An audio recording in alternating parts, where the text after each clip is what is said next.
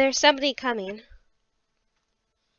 No, nobody. Of course nobody will come today, Christmas Day, nor tomorrow either.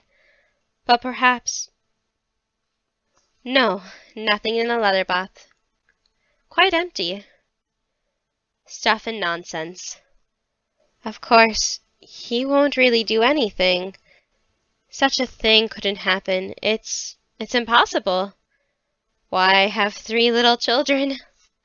And if my little ones had nobody else... Nonsense. Nonsense.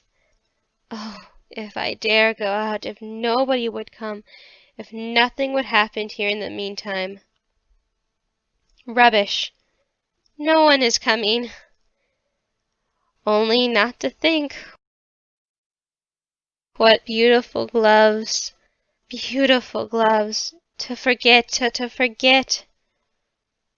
1, 2, 3, 4, 5, 6. Ah, there they come. Oh, it's you, Christina.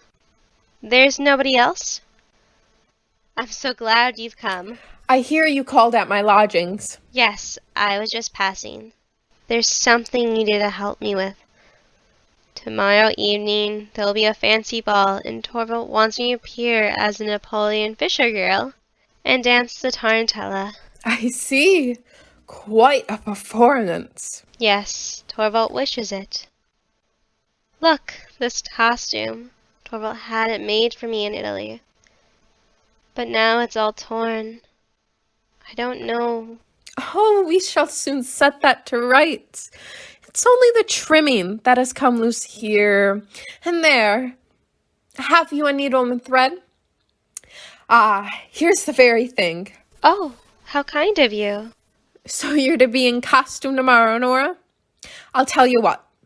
I shall come in for a moment to see you in all your glory. But I've quite forgotten to thank you for the pleasant evening yesterday. Oh, yesterday? It didn't seem so pleasant as usual. You should have come to town a little sooner, Christina. Torvald certainly has an art of making a home bright and beautiful. You too, I should think, or you wouldn't be your father's daughter. But tell me, is Dr. Ink always so depressed as he was last evening? No, yesterday was particularly noticeable. You see, he suffers from a dreadful illness. He has spinal consumption, poor fellow. They say his father was a horrible man who kept mistresses and all sorts of things. So the son has been so sickly from his childhood. You understand. Why, my darling Nora, how do you come to know such things? Oh, when one has 3 children, one sometimes has visits from women who are half doctors. And they talk one thing and another. But tell me, is he quite sincere? I mean, isn't he rather given to flattering people? No, quite the contrary. Why would you think so? When you introduced us yesterday, he had said he had often heard my name. But I noticed afterwards that your husband had no notion who I was. How could Dr. Ink... He was quite right, Christina.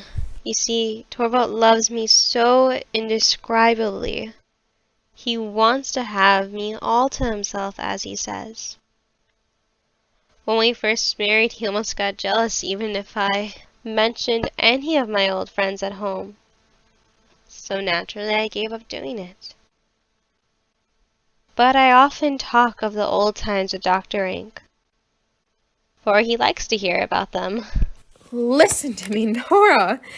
You are still a child in many ways. I am older than you, and have had more experience. I'll tell you something. You ought to get clear of all this with Dr. Ink. Get clear of what? The whole affair, I should say. Yes? I should have thought he would have had better taste. I don't understand you a bit. Don't pretend, Nora. Do you suppose I can't guess who lent you the $1,200? Are you out of your senses? How can you think such a thing? A friend who comes here every day? Why, the position would be so unbearable. Then it really is not he? No, I assure you. But I'm quite sure that if I had spoken to Dr. Rink, Behind your husband's back? I must get clear of one thing. That behind his back, I must get clear of that. Nora, you are hiding something from me. Can you see it in my face? Something has happened since yesterday morning, Nora. What is it? Christina. Hush. There's Torvald coming home. Do you mind going into the nursery for the present? Torvald can't bear to see dressmaking going on. Get Anna to help you. Very well, but I shan't go away until you have told me all about it. Oh? I have been longing for you to come, Torvald dear. Was that the dressmaker? No, Christina. She's helping me with my costume. Soon you shall see how nice I shall look. Yes, wasn't that a happy thought of mine? Splendid! But isn't it good of me to have given in about the tarantella? Good of you. To give in to your own husband? Well, you little madcap, I don't know you don't mean it. But I won't disturb you. I dare say you want to be trying on? And you are going to work, I suppose. Yes, look here. I just come from the bank. Torvald? Yes? If your little squirrel were to beg you for something so prettily, Well, would you do it? I know what it must be first. What is it? The squirrel would skip and play all sorts of tricks if you would only be so nice and kind. Come then, out with it. Your lark would twitter from morning till night. Well, she does that in any case. I will be an elf and dance in the moonlight for you, Torvald. No, you can't mean what you're hinting at this morning. Yes, Torvald, I beg, I implore you. Have you really had the courage to begin that again? Yes, for my sake. You must let Krogstad keep his place in the bank. My dear Nora, it's his place I intend for Mrs. Linden. Yes, that is so good of you, but instead of Krogstad you could dismiss some other clerk. Why, this is incredible obstinacy. Because you have the thoughtlessly promised to put in a good word for him, I am too. It's not that, Torvald. It's for your own sake. This man writes for the most scurriest newspapers. Ah, I understand. What do you mean? You're thinking of your father. Yes, of course. Only think of the shameful slanders and wicked people used to write about father. I believe they would have got him dismissed if you hadn't been looked into it and been kind to him and helped him. My little Nora, between your father and me there is all the difference in the world. Your father was not altogether impeachable. I am, and I hope to remain so. Oh, no one knows what wicked men may hit upon when they live so quietly and happily now in our cozy, peaceful home. You and I and the children, Torvald. That's why I beg and I implore you. And it's just pleading his cause that makes you impossible for me to keep him.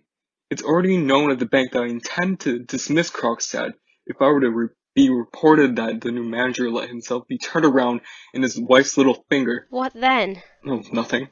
So long for a willful woman can have her way, I'm to make myself a laughingstock to the whole staff.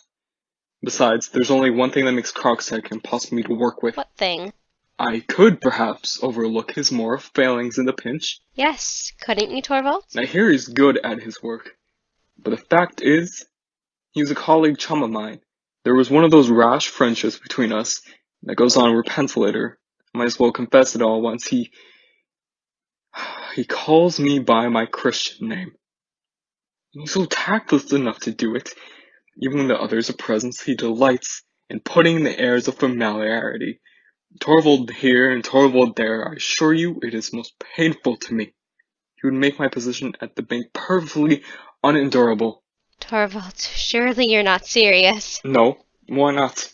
That's such a petty reason. What, petty? Do you consider me petty? No, on the contrary, Torvald dear.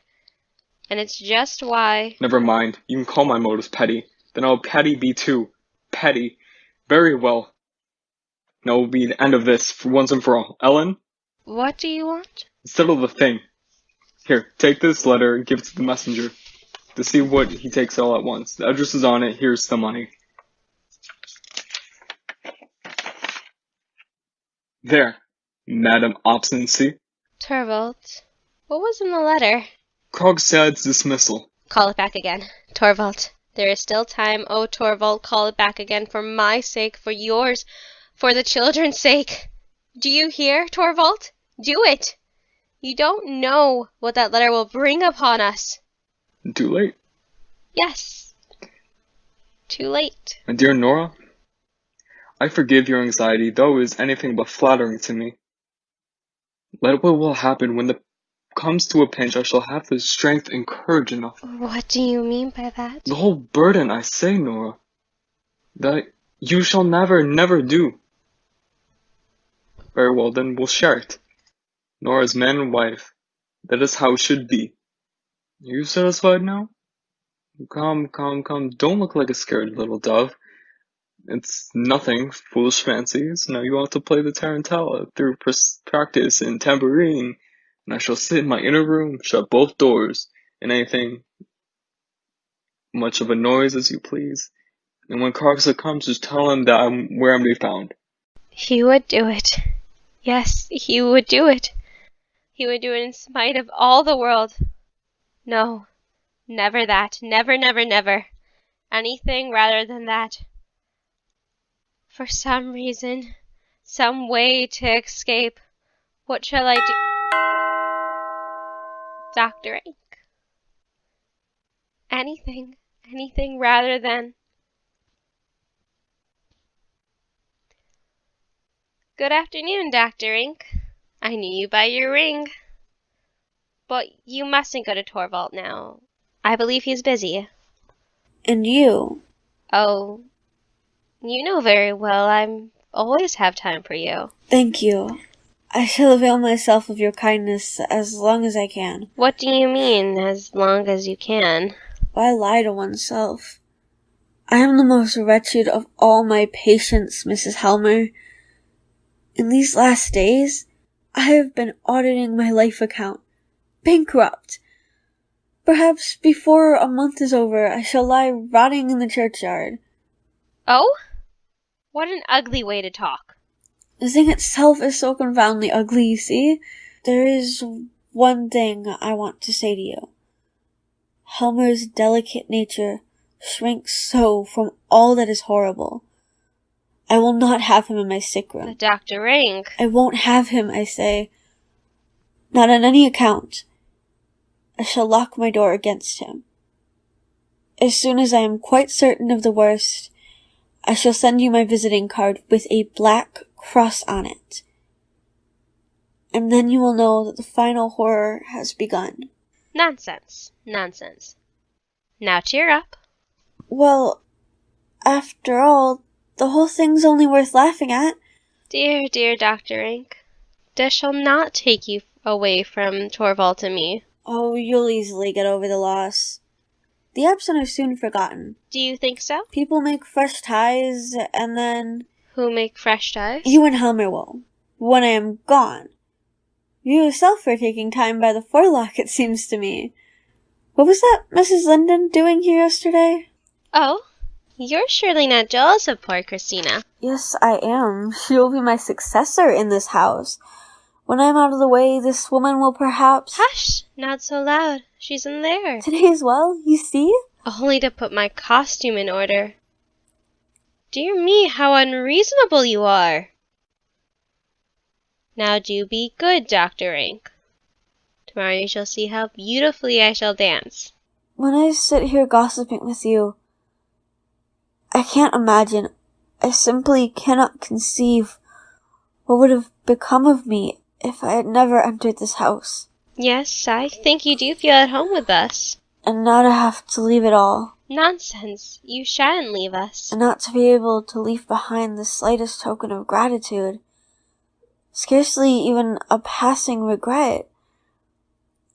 Nothing but an empty place that can be filled by the first comer. And if I were to ask for you... No. For what? For a great proof of your friendship. Yes? I mean, for very, very great service. Would you really, for once, make me so happy? Oh, you don't know what it is. Then tell me. No, I really can't, Dr. Ink. It's far too much. Not only a service, but help and advice besides. So much the better. I can't think what you could mean. But go on. Don't you trust me? As I trust no one else. I know you are my best and truest friend, so I will tell you. Well then, Dr. Ink, there is something you must help me prevent. You know how deeply and wonderfully Torvald loves me. He wouldn't hesitate a moment to give his very life for my sake. Nora, do you think he's the only one who Who? would gladly give his life for you? Oh, I have sworn that you shall know it before I go. I shall never find a better opportunity. Yes, Nora, now I have told you. And now you know that you can trust me as you can no one else. let me pass, please. Nora, Ellen, bring in the lamp. Oh dear, Dr. Ink, that was too bad of you. did I have loved you as deeply as anyone else? Was that too bad of me? No. But that you shouldn't have told me. It was so unnecessary. What do you mean? Did you know? Nora, Mrs. Helmer, I ask you, did you know? Oh, how can I tell you what I knew or didn't know? I really can't say. How could you be so clumsy, Dr. Ink? It was all so nice. Well, at any rate, you know now that I am at your service, body and soul. And now, go on. I beg you to tell me what you want. I can tell you nothing now. Yes, yes, you mustn't punish me in that way. Let me do for you whatever a man can. You can do nothing for me. Besides, I really want no help. You shall see as it was one only my fancy. Yes, it must be so. Of course. You are a nice person, Dr. Ink. Aren't you ashamed of yourself? Now that the lamp is on the table. No, not exactly. But perhaps I ought to go. Forever. No, indeed you mustn't. Of course you must come and go as you've done. You know very well that Torvald can't do without you. Yes, but you? Oh? You know I always like to have you here. That is just what led me astray. You are a riddle to me. It has often seemed to me as if you liked being with me almost as much as being with Helmer. Yes? Don't you see? There are people one loves and others one likes to talk to. Yes, there's something in that. When I was a girl, of course I loved Papa best. But I was always delighted to steal into the servants' room. In the first place, they never lectured me. And in the second, it was such fun to hear them talk. Ah, I see. Then it's their place I have taken. Oh, my dear Dr. Ink, I don't mean that. But you understand with Torvald, it's the same as with Papa. Please, ma'am. Ah, Anything wrong? no, not in the least. It's only my new costume. Your costume, wait, it's there. Oh, that one? Yes, but there's another one that I have ordered it. Torvald mustn't know. Aha, so that's the great secret. Yes, of course. Please go to him in his inner room. Do keep him a while Don't be alarmed. He shan't escape.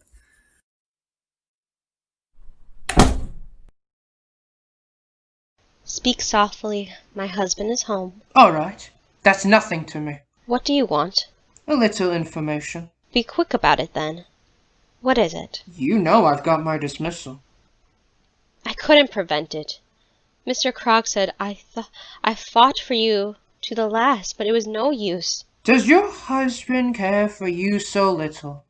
He knows what I can bring upon you, and yet he dares. How could you think I should tell him? As a matter of fact, I didn't think it. It wasn't like my friend Torvald Helmer to show so much courage. Mr. Krog said, be good enough to speak respectfully of my husband. Certainly. With all due respect. But since you're so anxious to keep the matter secret, I suppose you are a little clearer than yesterday as to what you have done. Clearer than you ever make me.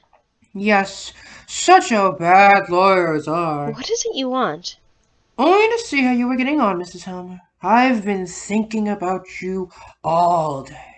Even a mere moneylender, a gutter journalist, in short, a creature like me has a little thing of what people call feeling. Then show it. Think of my little Did children. you and your husband think of mine?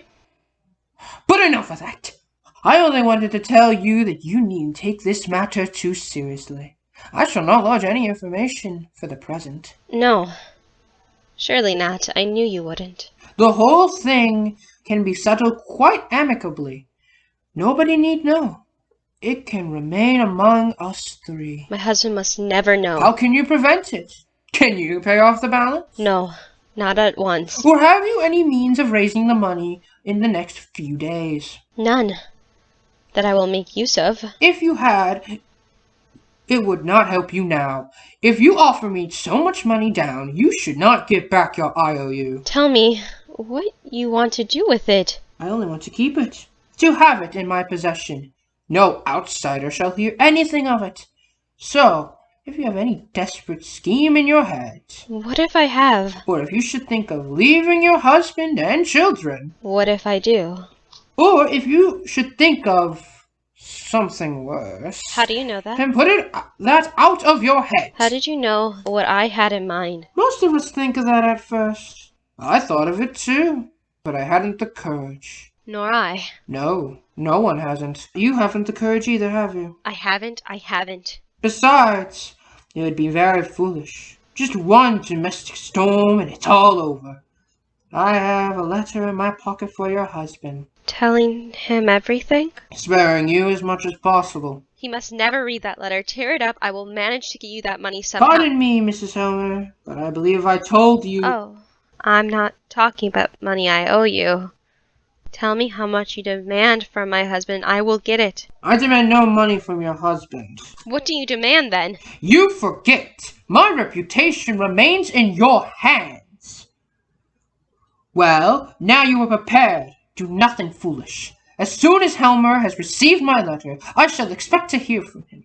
And remember that it is your husband himself who has forced me back into such paths.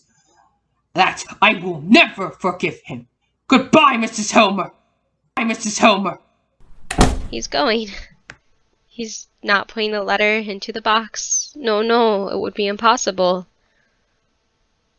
What's that? Standing still. Not going downstairs.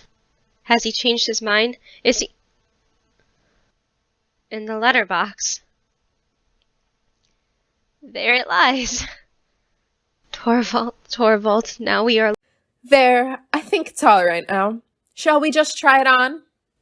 Christina, come here. What's the matter? You look quite distracted. Come here. Do you see that letter? There, see? Through the glass of the letter box. Yes, I see it. That letter is from Krogstad. Nora, it was Krogstad who lent you the money. Yes, and now Torvald will know everything. Believe me, Nora, it's the best thing for both of you. You don't know all yet. I have forged a name. Good heavens! Now listen to me, Christina. You shall bear me witness. How witness? What am I If to? I should go out of my mind, it might be easily happened. Nora! Or if anything else should happen to me, so I couldn't be here.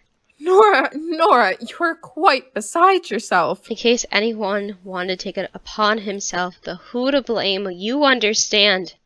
Yes, but how can you think? You shall bear witness that it's not true, Christina, that I am not out of my mind at all. I know quite well what I am saying, and what I tell you nobody else knew anything about it. I did the whole thing myself.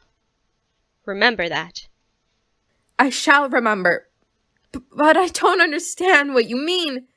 Oh, how you should. It's a miracle coming to pass.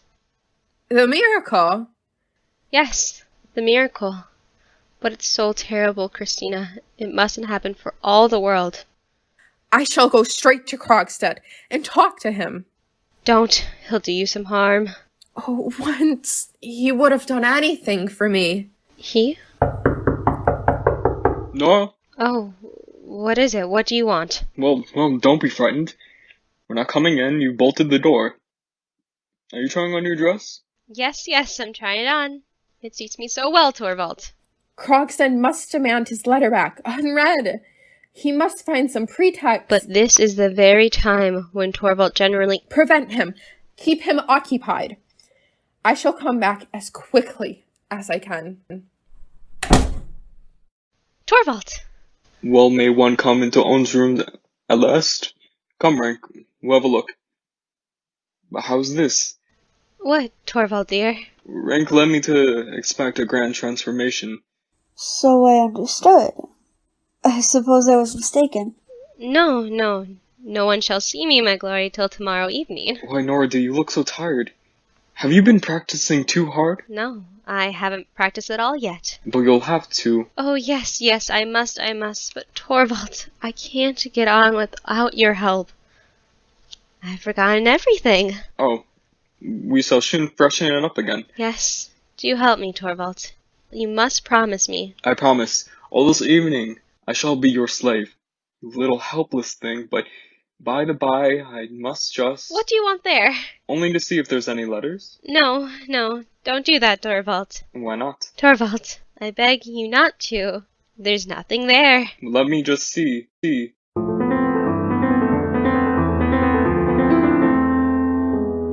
Aha. I can't dance tomorrow if I don't rehearse with you first. Are you really so nervous, dear Nora? Yes, dreadfully. Let me rehearse at once. We have time before dinner. Oh, do sit down and play for me, Torvald dear. Direct me, put me in the right place as you used to. With all the pleasure in life, since you wish it. Now play for me. Now I'll dance.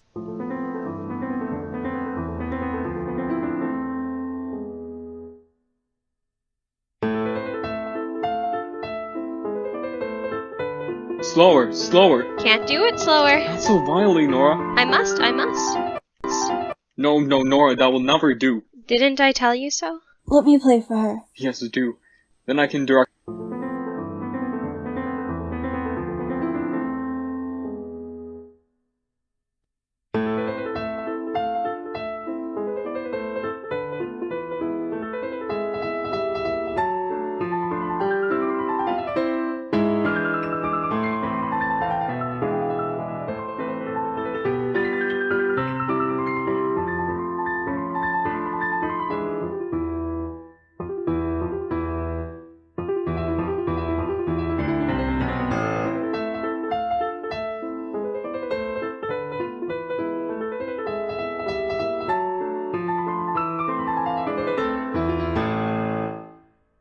Oh! We're having such fun, Christine. Why, Nora, dear, you're dancing as if it was a matter of life and death. So it is, dear.